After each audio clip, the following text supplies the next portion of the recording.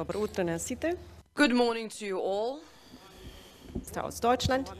I think what we were just witnessing in this address from Düsseldorf was not only a wonderful example for the richdom of language here in the country, something that I really value highly and enjoy very much. It's also a very good example for the benefits of German federalism.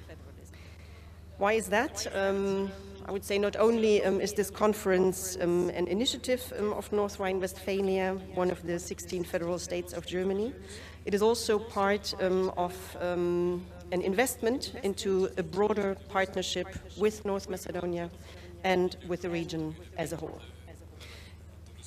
This commitment is based on the conviction that the European perspective of the Western Balkan countries serves the interests of North Rhine-Westphalia as it does for Germany. It is based on a strategic interest that we share at the national level in Germany, our commitment towards EU enlargement. Now, defending democracy and human rights is a core principle of the European idea. It is a moral and a legal obligation for governments, not only in Europe. In order to live up to our obligation, sustainable partnerships are needed. Partnerships between governments, but also with civil society and media actors. Freedom of the press is both a prerequisite and a barometer of respect for human rights.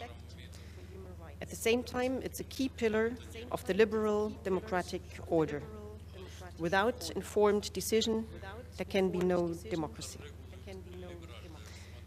And unfortunately, today, ensuring informed decision-making is one of the fundamental challenges we are facing.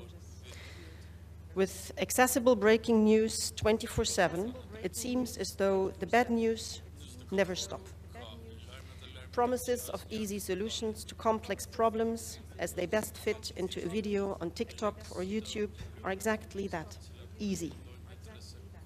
They seem to offer a way of improvement without much effort.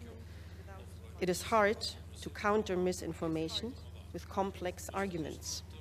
And on top of that, targeted disinformation campaigns are playing into people's fears, being the mouthpiece for the false promises of easy answers.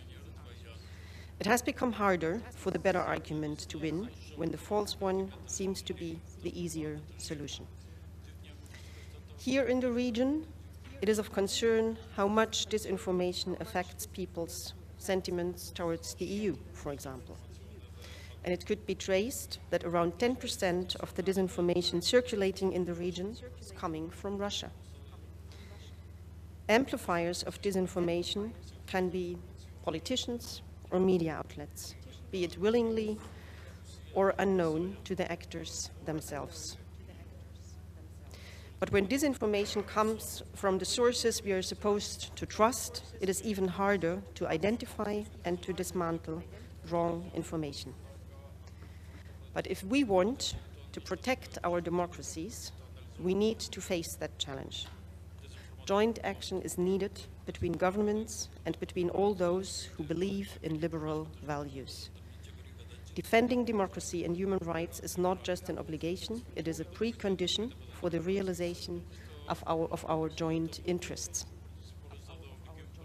This conference provides an opportunity to identify possible joint actions through an open debate between like-minded participants who do not necessarily agree in all opinions and analysis, but who are united through a shared conviction of joint interest, defending human rights and making our democracies stronger.